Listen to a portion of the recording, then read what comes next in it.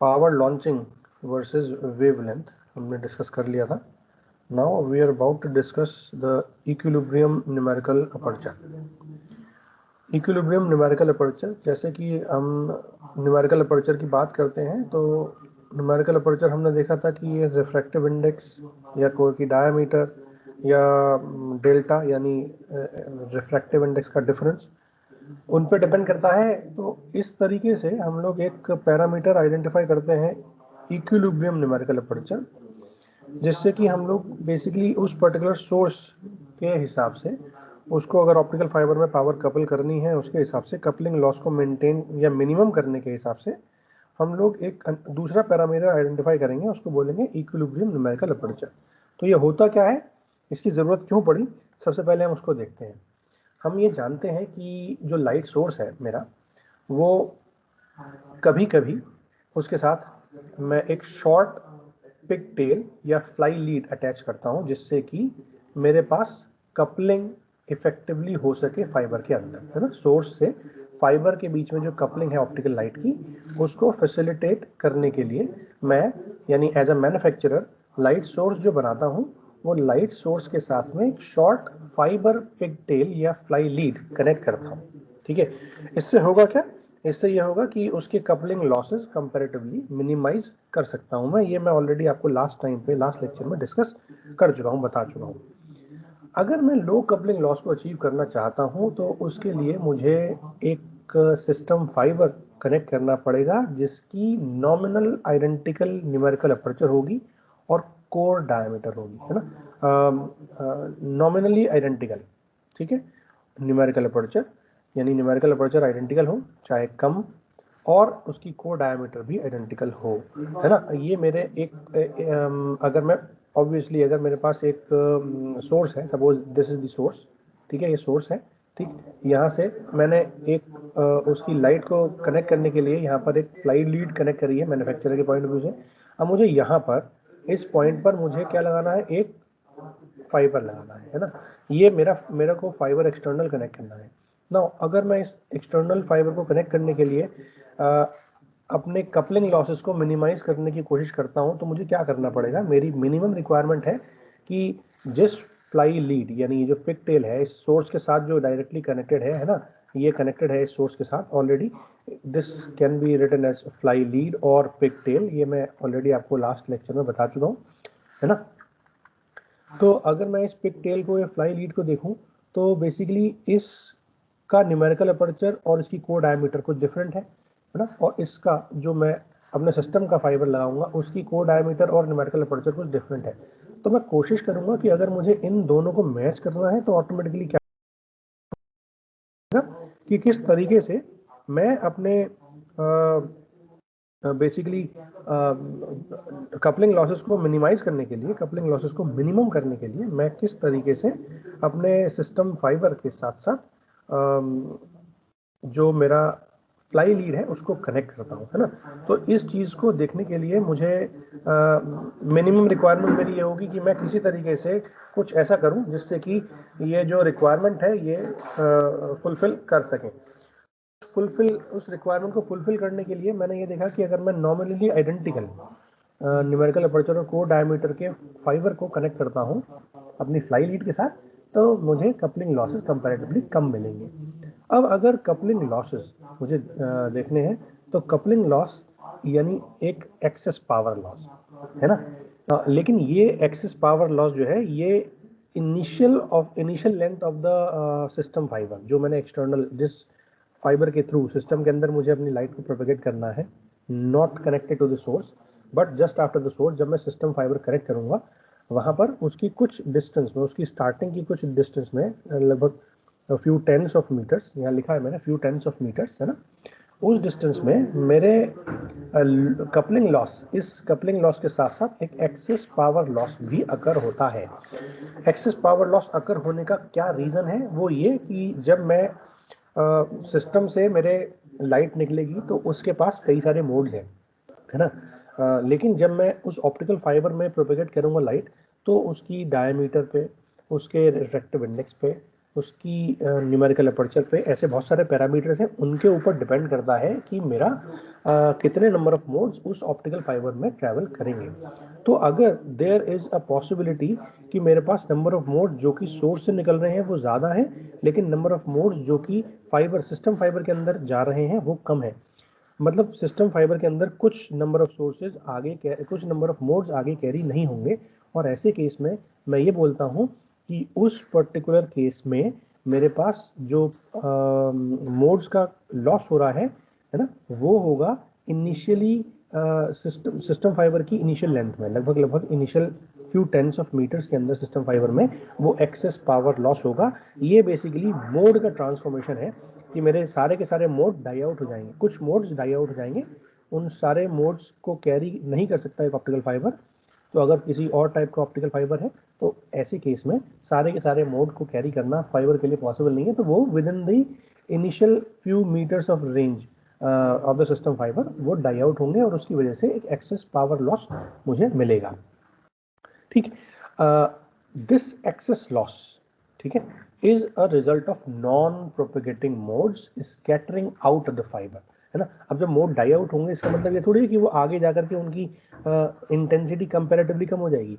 They will leave the fibre, scatter out the fibre, ठीक है, मतलब वो कोर से क्लैडिंग के अंदर पेनिट्रेट कर जाएंगे, जिससे कि वो या क्या कह सकते हैं, एक तरीके से जो मोड कैरी नहीं कर सकते उस ऑप्टिकल फाइबर के अंदर, वो कोर से क्लैडिंग के अंदर पेनिट्रेट कर जाएंगे, स्कैटर आउट हो जाएंगे, ठीक है। और उसके बाद कुछ डिस्टेंस के बाद, सपोज 10, 20, 50, 100 मीटर के बाद वो अपना इक्विलिब्रियम कंडीशन की इतने number of modes he through out उस ऑप्टिकल फाइबर में कैरी करेंगे, तो उस इक्विलिब्रियम कंडीशन को वो कैप्चर कर लेगा, उस इक्विलिब्रियम कंडीशन को वो अचीव कर लेगा। This is of particular importance for emitting LED. Surface emitting LED के लिए ये एक बड़ा इंपॉर्टेंट रोल प्ले करता है, क्योंकि इसमें जो लॉन्च पावर है वो सारे मोड के अंदर पावर लॉन्च होती है ना। Fibre coupled lasers are less prone to this effect. Usually हम देखते हैं कि एलईडी के अंदर नंबर ऑफ मोड ज़्यादा है ना, लाइट के लेज़र के अंदर नंबर ऑफ मोड्स कंपैरेटिवली कम होते हैं, क्योंकि लाइट बेसिकली लेज़र से एक स्टिमुलेटेड एमिशन के थ्रू कोहेरेंट लाइट मेरे को मिलती है, वो kind of almost in one direction, unidirectional kind of light हम कह सकते हैं।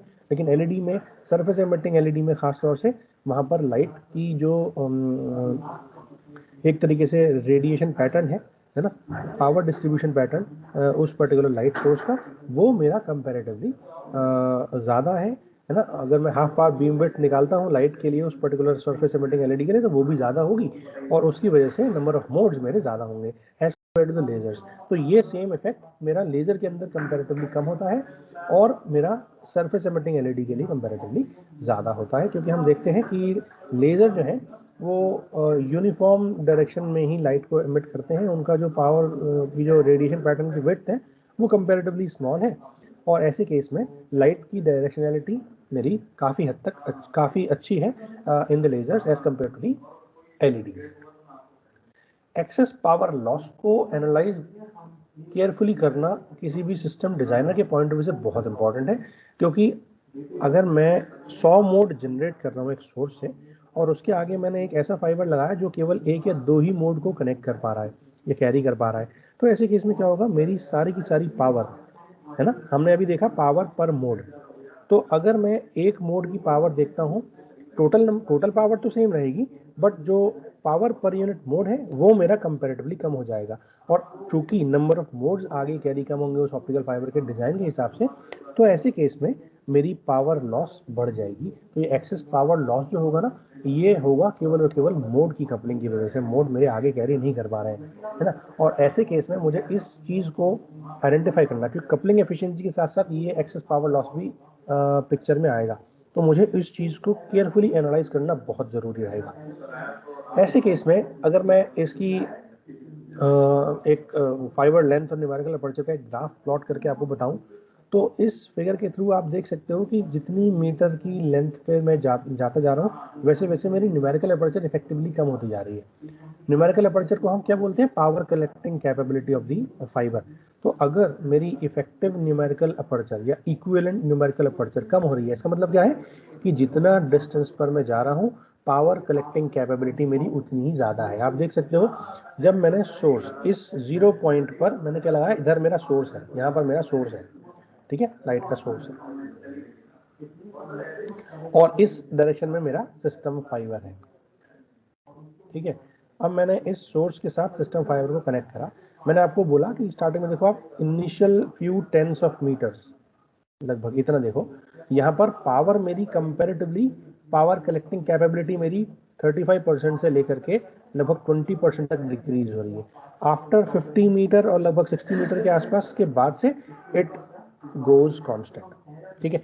That means what, the power collecting capability within the few tens of metre, जो मैं आपको स्टार्टिंग में पहले पॉइंट में बोल रहा था, few tens of meter में this power collecting capability is less, and because of that we can say that the effective or equivalent numerical aperture for the given fiber is basically, yeah, that comes into the picture, क्योंकि मेरी numerical aperture actual में किसी fibre की कुछ कम या ज़्यादा हो सकती है, बट इक्विवेलेंट न्यूमेरिकल अपर्चर वो पैरामीटर हो गया जहां पर मुझे ये पता लग रहा है कि एक्चुअल में उस फाइबर के अंदर कितनी पावर कलेक्टिंग कैपेबिलिटी है ना। इस एग्जांपल को आप देख सकते हो, मैंने इस ग्राफ के थ्रू दिखाया है ना। अगर मैं इनपुट में देखूं, है ना, इनपुट एंड पर देखता हूं तो उसकी न्यूमेरिकल अपर्चर है NaIN, है ना।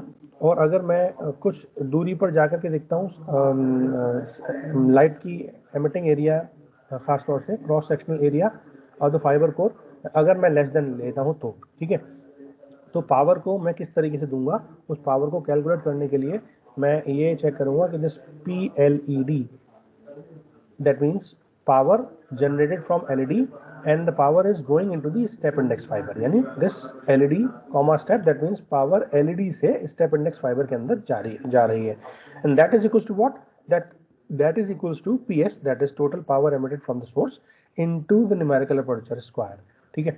बिकॉज ये पावर कलेक्टिंग कैपेबिलिटी का एक तरीका है। और यहाँ पर मैं Na की वैल्यू क्या रखूंगा, Na इनपुट एंड पर मेरे न्यूमेरिकल अपर्चर कितनी है उस पर्टिकुलर सोर्स के लिए, that will be NaIN।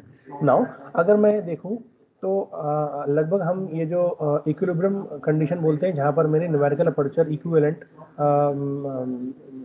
Constant हो जाती है ना, उसके आगे लगभग सेम ही रहेगी कि कितनी पावर कलेक्टिंग कैपेबिलिटी है, चाहे 100 मीटर या फिर 1100 मीटर, है ना। अगर मैं उतने डिस्टेंस बढ़ाऊंगा तो भी लगभग वो इक्विवेलेंट न्यूमेरिकल अपर्चर सेम रहेगी। तो ऐसे केस में वो जो डिस्टेंस है, that distance is used to be around 50 metre, few tens of metre, मैंने आपको स्टार्टिंग में बोला भी था, ठीक है। इस पर्टिकुलर पॉइंट पर ऑप्टिकल फाइबर को हम कैसे स्केल डाउन करेंगे, उसको हम बोलते हैं दैट P इक्विवेलेंट पावर मेरी जो आएगी वो कितनी आएगी, वो मैं सीधे उन दोनों का रेशियो निकालूंगा, ठीक है। P50 मतलब 50 मीटर पर मेरी पावर कितनी है, ठीक है, उस पावर का जो मल्टीप्लाई है, that is the ratio of the numerical aperture. Equivalent उस पर्टिकुलर डिस्टेंस पर कितनी पावर है और उस पर्टिकुलर डिस्टेंस पर कितना न्यूमेरिकल अपर्चर है, तो हमने उसको डिनोट करा था Na इक्विवेलेंट से, ठीक है, डिवाइड बाई इनपुट पर कितनी पावर थी, तो वहां से मैं उन दोनों के रेशियो से ये चीज P इक्विवेलेंट यानी इक्विवेलेंट ऑप्टिकल पावर की वैल्यू को कैलकुलेट कर सकता हूँ। अब क्वेश्चन जब आएगा तो आपसे कहा जाएगा कि एक पर्टिकुलर फाइबर के लिए इक्विवेलेंट न्यूमेरिकल अपर्चर इतनी है और इनपुट एंड पर उसकी न्यूमेरिकल अपर्चर इतनी थी। अगर जिस पॉइंट पर न्यूमेरिकल अपर्चर आपको गिवन है, इक्विवेलेंट न्यूमेरिकल अपर्चर गिवन है, वो पॉइंट मेरा इतना, उस पॉइंट पर मेरी पावर है वो इतनी है, उस एंड पर इतनी पावर है, तो आप इक्विवेलेंट पावर को कैलकुलेट करो, या आपको इक्विवेलेंट पावर गिवन होगी तो आपको उस इक्विवेलेंट पावर के करस्पॉन्डिंग उस इंस्टेंट पर पावर को कैलकुलेट करना पड़ेगा कि वहां पर सोर्स पावर के एक्चुअल में कितनी होगी, तो you can easily calculate with this expression, ठीक है। P50 जो है ये मैंने बोला एक्सपेक्टेड पावर, ठीक है, एक्सपेक्टेड पावर कितनी पावर लगभग हम एक्सपेक्ट कर रहे होंगे, अगर मैं उस सिस्टम को डिजाइन करने से पहले देख लूं कि लगभग 50 मीटर पर कितनी पावर आएगी, देन यू कैन से कि 50 मीटर पर अगर मैं इक्विवेलेंट न्यूमेरिकल अपर्चर निकाल पा रहा हूं, तो न्यूमेरिकल अपर्चर मुझे गिवन है लगभग वो ज़्यादा चेंज नहीं हो रही, लगभग 50 मीटर के अराउंड अगर मैं देख रहा हूँ कि इक्विलिब्रियम मेरे को अचीव हो पा रहा है तो, है ना। ऐसे केस में मैं इनपुट न्यूमेरिकल अपर्चर के और इक्विवेलेंट न्यूमेरिकल अपर्चर के रेशियो का स्क्वायर करके क्या निकाल लूंगा, उसकी मल्टीप्लाई कर दूंगा एक्सपेक्टेड पावर से, तो मुझे इक्विवेलेंट पावर मिल जाएगी, है ना। और हम देख सकते हैं कि ये पूरी की पूरी चीज किस पर डिपेंड कर रही है, कोर क्लैडिंग इंडेक्स डिफरेंस पे। न्यूमेरिकल अपर्चर या अगर मैं न्यूमेरिकल अपर्चर को इन टर्म्स ऑफ, क्योंकि स्टेप इंडेक्स फाइबर है, स्टेप इंडेक्स फाइबर के लिए अगर मैं n1 लेकर के चलता हूँ कांस्टेंट रिफ्रैक्टिव इंडेक्स कोर का, तो वहां पर मैं डेल्टा के टर्म भी इसको रिप्रेजेंट कर सकता हूँ। तो ये relative refractive index difference, core cladding index difference का एक प्राइमरी फंक्शन रहेगा, ठीक है। नाउ हम ये देख सकते हैं कि लगभग 80 to 90% ऑफ द पावर वो अटेन कर रहा है इक्विलिब्रियम कंडीशन पे, ठीक है, 50 मीटर से पहले। और आफ्टर 50 मीटर न्यूमेरिकल अपर्चर की वैल्यू कितनी हो जाती है, वो हो जाती है Na इक्विवेलेंट, ठीक है। और इस वैल्यू को कैलकुलेट कर, इस वैल्यू से मुझे अपनी optical power launch optical power को कैलकुलेट करने में सहायता मिलेगी, ठीक है। आप देख सकते हो कि अलग अलग फाइबर के लिए अलग अलग होगी। यहाँ पर मैंने स्टेप इंडेक्स फाइबर लिया था तो उसके लिए ये थी, ग्रेडेड इंडेक्स फाइबर के लिए उसका थोड़ा सा डिफिकल्ट हो जाएगा, टिपिकल हो जाएगा, है ना। लेकिन हम ये जानते हैं कि most of the fibres attain 80 to 90% of the equilibrium of their equilibrium, ठीक है। Equilibrium numerical aperture 80 to 90% of the equilibrium numerical aperture को अटेन करते हैं लगभग 50 मीटर पे। तो ये जो वैल्यू है न्यूमेरिकल अपर्चर की इक्विलिब्रियम की, ये optical power, launch optical power को कैलकुलेट करने के लिए काफी यूजफुल है, खास तौर से अपने optical fibre telecommunication systems के अंदर। जल्दी से बताओ बच्चों, यहाँ तक क्लियर हो गया?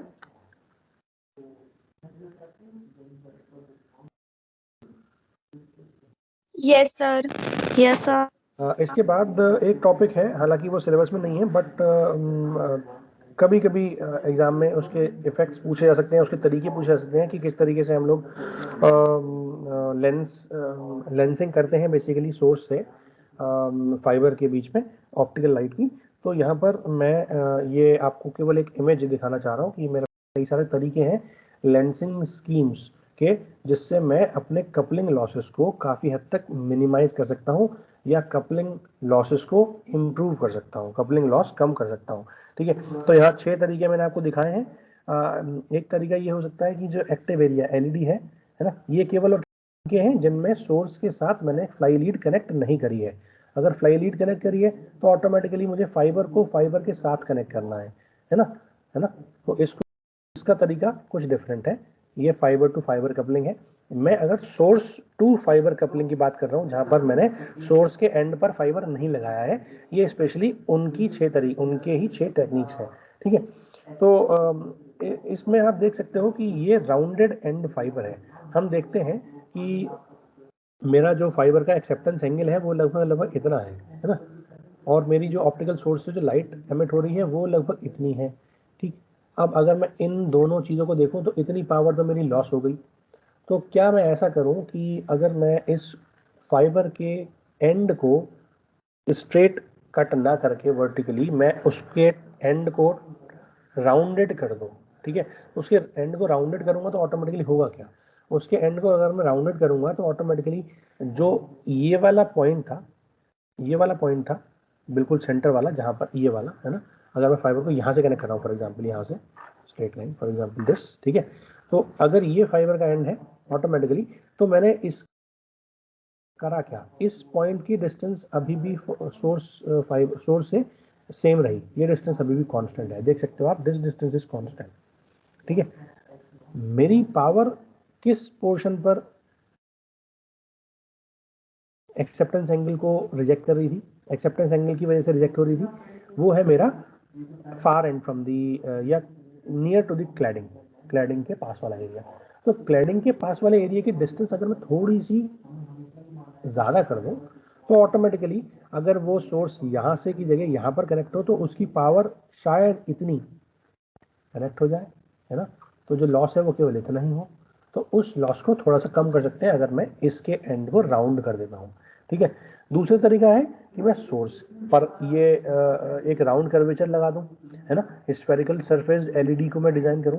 तो ऐसे केस में क्या होगा, ऐसे केस में ये जो ये जो शेप है, सपोज ये जो शेप है राउंडिंग करने के बाद, है ना, इस शेप की वजह से जो लाइट निकलेगी वो ये पूरी स्फेरिकल ना हो करके इट गोज या it concentrates to few straight lens, ठीक है, कुछ इस डायरेक्शन में वो कॉन्सेंट्रेट हो जाएगी। तो अब मैंने इतनी पावर को,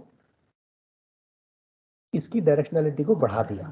दैट मीन्स अगर वो पावर सपोज एक्सेप्टेंस एरिया उसका कुछ एक्सेप्टेंस एंगल उसका कुछ ऐसा है, तो पिछले वाले केस में इतनी पावर लॉस हो रही थी, है ना, इतनी पावर लॉस हो रही थी। लेकिन अब अगर उसका इफेक्टिव एरिया ये है ना, पावर लाइट बीम का जो पैटर्न है वो कुछ इस टाइप का है, तो आप देख सकते हो लॉस होने वाली पावर केवल और केवल इतनी होगी, ये वाली, है ना, जो डार्क लाइन डार्क रेड से कर दे रहा हूँ। तो ऐसे केस में भी मैं अपनी पावर को काफ़ी हद तक, कपलिंग लॉस को काफ़ी हद तक कम कर सकता हूँ, ठीक है। तीसरी चीज़ है ये, अगर मैं डायरेक्टली सोर्स से कनेक्ट नहीं कर सकता, क्योंकि यहाँ तो मुझे मैन्युफैक्चरिंग टाइम पे ऐड करना पड़ेगा अगर मैं ये चीज़ करना चाहता हूँ तो अगर मैं ऐसा नहीं कर सकता तो मैं यहाँ पर एक लेंस लगा सकता हूँ, जिससे लेंस की वजह से क्या होगा, उसकी डायरेक्शनलिटी, बीम की डायरेक्शनलिटी बढ़ जाएगी। अगर वो एक तरफ ही ज़्यादा to the parallel axis, perpendicular axis पर, सोर्स के एरिया के परपेंडिकुलर एक्सिस पर उसकी स्प्रेडिंग ज़्यादा हो जाए, तो ऑटोमेटिकली ये वाला एरिया, ये जो लाइट है, ये लाइट अगर वो आगे की तरफ टेंड हो जाएगी, मतलब बेसिकली मैं इस सर्कुलर बीम को मैं काइंड ऑफ इलेप्टिकल बीम में कन्वर्ट करने की कोशिश करूंगा, जिससे कि उसकी डायरेक्शनलिटी बढ़ जाए, ठीक है। तो जब डायरेक्शनलिटी बढ़ जाएगी तो ऑटोमेटिकली उसकी लाइट की जो वेस्ट होने की प्रोबेबिलिटी है, ये वाली लाइट वो कंपैरेटिवली कम हो जाएगी as compare to this one, है ना। इसके लिए ये वाली लाइट ज़्यादा वेस्ट हो रही है और इसके लिए ये वाली लाइट कंपैरेटिवली कम वेस्ट हो रही है, कम पावर वेस्ट होगी अगर मैं किसी भी तरीके से उस लाइट की बीम को एक परपेंडिकुलर डायरेक्शन में, उस सरफेस के परपेंडिकुलर डायरेक्शन में कॉन्सेंट्रेट कर पाऊँ। इस लेंसिंग के चाहे तो मैं राउंड शेप में लेंस ले लूँ, उससे थोड़ा बड़ा पूरे फाइबर के हिसाब का, ठीक है, या मैं केवल उस सरफेस एमिटिंग एरिया या फिर इस कोर की डायमीटर के हिसाब से भी मैं एक लेंस को डिजाइन कर सकता हूं, ठीक है, या मैं एक सिलेंड्रिकल लेंस भी ले सकता हूं, ठीक है। और एक और तरीका है, कोर को अगर मैं राउंडेड एंड कर रहा हूं तो ऑटोमेटिकली यहां पर आप देखो, मतलब अगर उसकी कैपेबिलिटी यहाँ तक कंपैरेटिवली है तो मैंने अभी उसको केवल इतना ही रिड्यूस करा है, मतलब अभी भी लॉस ज़्यादा है ना। तो अगर मैं इस एंड को थोड़ा और दूर करना चाहता हूँ तो आप देख सकते हो इस एंड को दूर करने के लिए मैंने ये एक टेपर्ड एंड शेप को डिजाइन करा है, ऑप्टिकल फाइबर को टेपर्ड एंड में कट करा है और यहाँ सोर्स से कनेक्ट करा है।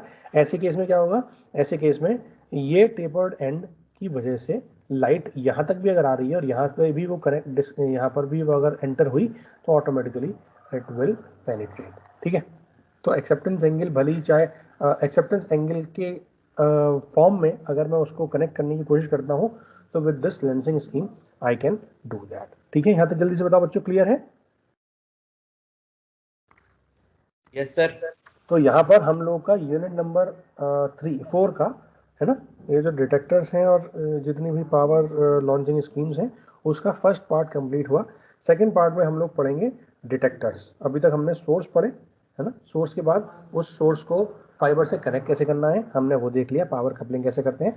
अब हम देखेंगे फोटो डिटेक्टर्स, है ना। फोटो डिटेक्टर एक बहुत ही इम्पोर्टेंट एलिमेंट है किसी भी ऑप्टिकल फाइबर कम्युनिकेशन सिस्टम का।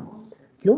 क्योंकि अल्टीमेटली उस पूरे सिस्टम में मैंने इनपुट दिया था इलेक्ट्रिकल फॉर्म में, मैंने उसको सोर्स के थ्रू कनेक्ट करा ऑप्टिकल लाइट में, वो ऑप्टिकल लाइट मैंने अपने फाइबर के अंदर ट्रैवल करवाई और जब मैं रिसीवर पर रिसीव करूंगा तो मुझे इलेक्ट्रिकल सिग्नल नहीं मिलेगा, मुझे क्या मिलेगा, ऑप्टिकल सिग्नल मिलेगा।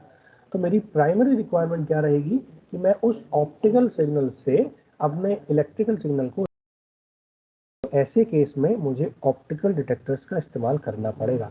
ऑप्टिकल डिटेक्टर क्या करेंगे, वो मेरी ऑप्टिकल इंफॉर्मेशन को इलेक्ट्रिकल सिग्नल्स में कन्वर्ट करेंगे। तो अगर मैं अपने सिस्टम फाइबर में जो ट्रैवल होने वाले ऑप्टिकल सिग्नल्स हैं, लाइट सिग्नल्स हैं, उनको इलेक्ट्रिकल सिग्नल में कन्वर्ट करना चाहता हूँ बाकी रिमेनिंग प्रोसेसिंग के लिए, तो वहाँ पर मुझे फोटो डिटेक्टर की रिक्वायरमेंट पड़ेगी।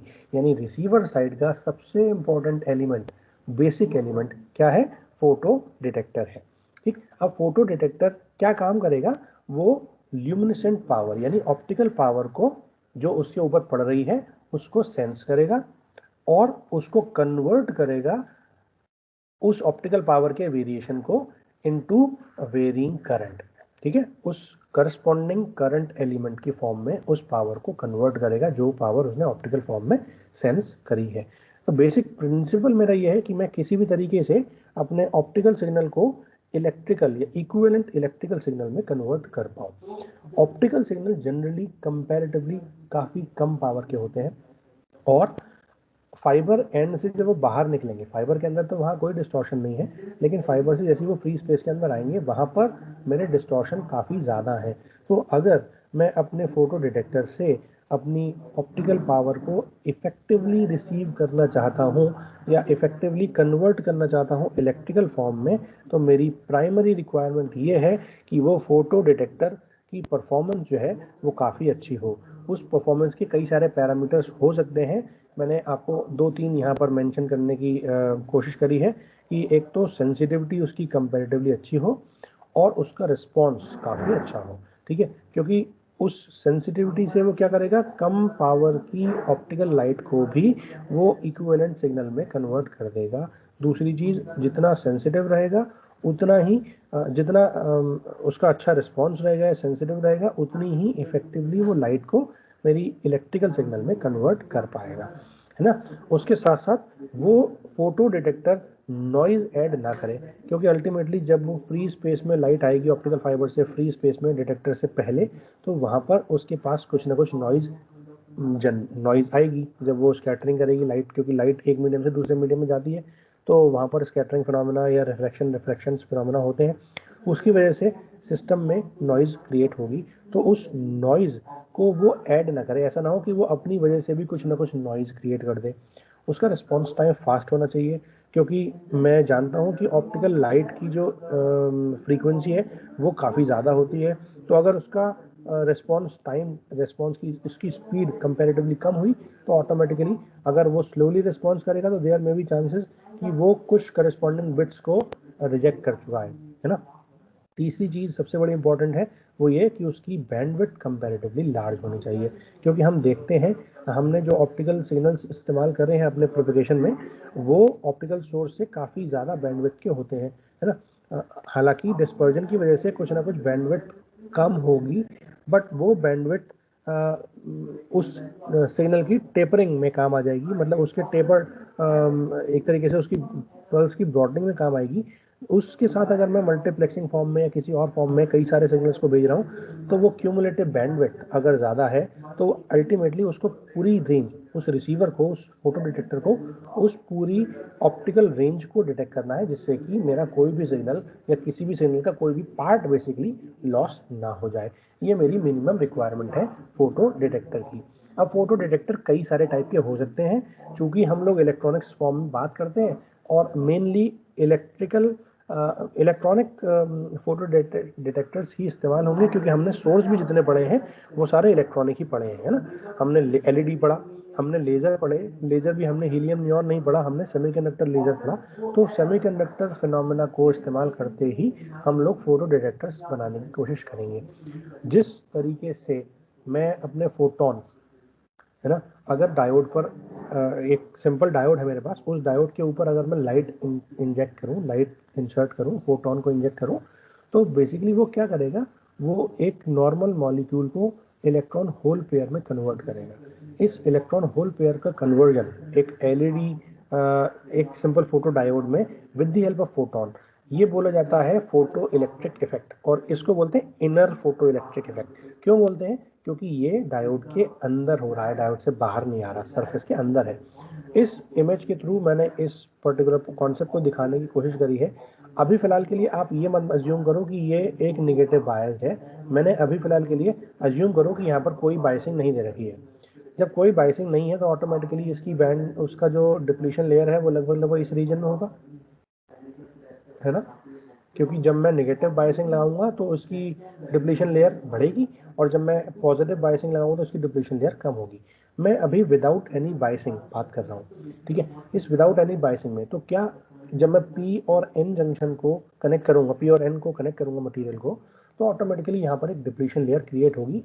इतने रीजन में वो डिप्लीशन लेयर क्रिएट हो चुकी है ना। अब अगर मैं फॉरवर्ड बायस लगाता हूँ तो क्या होगा, अगर मैंने यहाँ पर लगाया पॉजिटिव और यहाँ पर लगाया नेगेटिव, ठीक है, ऐसे केस में मेरी डिप्लीशन लेयर कंपैरेटिवली श्रिंक हो जाएगी। सपोज वो इतनी हो गई है ना। जब डिप्लीशन लेयर मेरी इतनी हो गई, मतलब मुझे केवल इतना एरिया मिला अपने इलेक्ट्रॉन होल पेयर जनरेट करने के लिए, ठीक है। अब अगर मैं फोटो करंट यानी करंट कैरिंग कैपेबिलिटीज को, डायोड की करंट कैरिंग कैपेबिलिटीज को एनहेंस करना चाहता हूं, तो मेरी प्राइमरी रिक्वायरमेंट क्या है? मेरी रिक्वायरमेंट ये है कि मैं ज़्यादा से ज़्यादा इलेक्ट्रॉन होल पेयर्स को जनरेट कर सकूं। अब होल पेयर को जनरेट करने के लिए मुझे पता है क्या करना पड़ेगा, मुझे उसका सरफेस एरिया बढ़ाना पड़ेगा, क्योंकि जितना ज़्यादा सरफेस एरिया में फोटोन मेरे इंसर्ट होंगे, उतने ही ज़्यादा इलेक्ट्रॉन होल पेयर उस सरफेस में जनरेट होंगे, और जितने ज़्यादा इलेक्ट्रॉन होल पेयर जनरेट होंगे, उतनी ही ज़्यादा चांसेस होंगे मेरे कि मैं फोटॉन्स के थ्रू जनरेटेड इलेक्ट्रॉन और होल्स को अपने सर्किट में फ्लो करवा पाऊँ, क्योंकि जितने नंबर ऑफ इलेक्ट्रॉन ज़्यादा होंगे, ऑटोमेटिकली उतनी ही नंबर ऑफ करंट भी ज़्यादा होगी। तो ऐसे केस में मेरी प्राइमरी रिक्वायरमेंट ये है कि मैं उसको फॉरवर्ड बायस की जगह रिवर्स बायस में काम करवाऊँ। मैं फॉरवर्ड बायस में काम नहीं करवाऊँगा, मैं रिवर्स बायस में ही काम कराऊँगा। मतलब मेरा P साइड और N साइड पॉजिटिव है।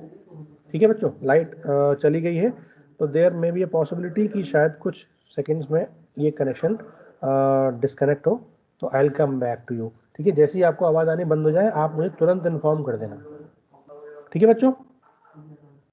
Okay sir. तो अब अगर मैं यहाँ पर निगेटिव बायस लगा रहा हूँ P पर और N पर पॉजिटिव बायस लगा रहा हूँ, तो क्या होगा, डिप्लीशन लेयर मेरी इस इमेज में दिखा रखी है मैंने, इतनी बढ़ जाएगी। ठीक है, अब डिप्लीशन लेयर बढ़ गई तो ऑटोमेटिकली जितने ज़्यादा एरिया इसका डिप्लीशन लेयर होगा, उतने ही ज़्यादा चांसेस होंगे। अगर मैं इस पूरे डायोड को, नॉर्मल डायोड को, है ना, रिवर्स बायस में कनेक्ट करता हूँ, तो पी टाइप पे मैंने नेगेटिव सप्लाई लगाई, बैटरी का नेगेटिव टर्मिनल लगाया, ठीक है, और एन साइड पर मैंने पॉजिटिव लगाया। ऐसे केस में होगा क्या, ऐसे केस में मेरी जो डिप्लीशन लेयर है वो कंपैरेटिवली ज़्यादा होगी। जब डिप्लीशन लेयर ज़्यादा होगी तो automatically light collecting capability, light को उस डिप्लीशन लेयर पर पड़ना है, तो जब डिप्लीशन लेयर की विड्थ ज़्यादा होगी तो ऑटोमेटिकली उस एरिया पे ज़्यादा number of electron hole pairs generate हो पाएंगे। तो जितना एरिया ज़्यादा होगा, उतना ही लाइट का एब्जॉर्प्शन ज़्यादा होगा डिप्लीशन रीजन में, और उतने ही मेरे इलेक्ट्रॉन होल पेयर्स जनरेट होंगे। अब आप ध्यान से देखो, जितने इलेक्ट्रॉन्स और होल्स जनरेट होंगे, ज़्यादा इलेक्ट्रॉन्स आएंगे, ज़्यादा होल्स आएंगे पी टाइप की तरफ, क्योंकि यहाँ पर नेगेटिव सप्लाई है, पॉजिटिव चार्ज अट्रैक्ट करेगा, और इलेक्ट्रॉन्स मेरे सारे के सारे एन टाइप मटेरियल की तरफ शिफ्ट होंगे, क्योंकि वहाँ पर मैंने पॉजिटिव सप्लाई कनेक्ट करी है ना। तो सारे इलेक्ट्रॉन्स मेरे इस एरिया में एन की तरफ आने लगेंगे। ऐसे केस में एक करंट फ्लो होगी, क्योंकि पॉजिटिव डायरेक्शन में पी टाइप पे मेरे सारे होल्स कलेक्ट हो रहे हैं नेगेटिव टर्मिनल पे, और पॉजिटिव टर्मिनल पर एन साइड पर मेरे सारे इलेक्ट्रॉन्स कलेक्ट हो रहे हैं। सर्किट कंप्लीट हो रहा है, इलेक्ट्रॉन्स का फ्लो हो रहा है, होल्स का फ्लो हो रहा है, और वहाँ पर मेरी एक इफेक्टिव करंट फ्लो हो रही है। उस करंट को हम बोलते हैं फोटो करंट। ठीक है, फोटो करंट बोलते हैं इसको। और इस एंटायर करंट को, जो कि डायोड से निकल रही है, in the absence of light, is the sum of the absence of light and the photo current. तो जितनी भी करंट जनरेट हो रही है वो, अगर लाइट की एब्सेंस में जो करंट हो रही है वो, प्लस लाइट की प्रेजेंस में यानी जो फोटो करंट है वो, उन दोनों का समेशन है। क्योंकि एब्सेंस ऑफ द लाइट में करंट बहुत कम होती है, ऐसे केस में जो टोटल करंट है वो एक्चुअल में लगभग फोटो करंट के ही इक्विवेलेंट होगी। ठीक है, तो हम ये बोल सकते हैं कि जितनी फोटॉन्स मेरे आ रहे हैं, उतने ही नंबर ऑफ इलेक्ट्रॉन्स और होल पेयर जनरेट हो रहे होंगे, और उसके करस्पॉन्डिंगली एक सर्किट में करंट फ्लो हो रही है। वो करंट अगर मैं आइडेंटिफाई कर लूँ, तो ऑटोमेटिकली मैं उस इंस्टेंट पर कोई रिलेशनशिप आइडेंटिफाई करके कि कितने नंबर ऑफ फोटॉन्स मैंने लगाए थे, कितने नंबर ऑफ करंट मेरी, कितनी अमाउंट ऑफ करंट मेरी उस पर्टिकुलर सर्किट में कंप्लीट फ्लो हुई, वहाँ से मैं एक रिलेशनशिप आइडेंटिफाई कर सकता हूँ, और उस रिलेशनशिप, उस प्रोपोर्शनैलिटी कांस्टेंट के थ्रू आई कैन चेक कि इस पर्टिकुलर इंस्टेंट पर इतनी करंट है, मतलब इतनी अमाउंट ऑफ फोटोनिक पावर मेरी अप्लाई करी गई होगी, यानी उस टाइम पर इतनी पावर मेरे को मिल रही है और उसके करस्पॉन्डिंगली इतनी करंट मेरे को फोटो डिटेक्टर से मिल रही है। ठीक है, इसके कई सारे मोड्स हैं, 3 मोड हैं usually, photovoltaic mode, photo conductive mode और एवलांच डायोड मोड। तो हम लोग हल्का सा पढ़ लेते हैं इनके बारे में। क्या होता है ये फोटोवोल्टाइक मोड को हम बोलते हैं जीरो बायस। अगर मैं कोई भी पॉजिटिव वोल्टेज ना लगाऊं, पॉजिटिव नेगेटिव कोई भी बायस नहीं लगाऊं, तो उसको बोलते हैं फोटोवोल्टाइक मोड। ठीक है, अगर मैं कोई वोल्टेज नहीं लगा रहा हूं तो जिस भी तरीके से वो काम करेगा उसको बोलेंगे हम जीरो बायस मोड, या under the no bias condition वहां पर मेरी जो भी करंट जनरेट होगी उसको फोटोवोल्टाइक करंट बोलेंगे। फोटोवोल्टाइक मोड में मेरा वो पर्टिकुलर डिटेक्टर काम करेगा। दूसरा है photo conductive mode. Photo conductive mode हम यूजुअली रिवर्स बायस में इस्तेमाल करते हैं और इससे डिप्लीशन लेयर की विड्थ को इंक्रीज कर देते हैं, क्योंकि हमने देखा अभी कि रिवर्स बायस कंडीशन में डिप्लीशन लेयर की विड्थ बढ़ जाती है ना, तो रिस्पॉन्स टाइम और जंक्शन का कैपेसिटेंस कम हो जाएगा।